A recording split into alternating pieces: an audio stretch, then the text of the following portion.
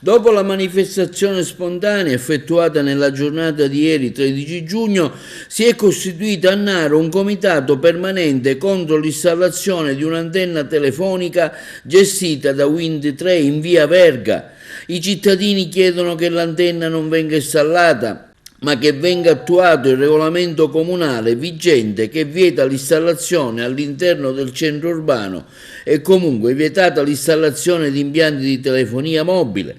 telecomunicazione e diffusione radiotelevisiva e dunque rispettare la salute dei cittadini per evitare ulteriori campi elettromagnetici che minano la salute degli abitanti. Nella giornata di oggi ci sarà un incontro con il sindaco e nel primo pomeriggio alle ore 17 il Consiglio Comunale di Naro ha aperto alla cittadinanza per questa situazione molto spiacevole. Il Comitato Cittadino di Naro prende atto dell'ordinanza di sospensione dei lavori di installazione emessa dal sindaco Maria Grazia Brandara e ordina la sospensione dei lavori per la durata di 15 giorni. Il Comitato Cittadino di Naro rileva inoltre che a distanza di circa 200 metri vi è una scuola primaria e dell'infanzia, alla stregua due ulteriori plessi di scuole elementari nelle adiacenze.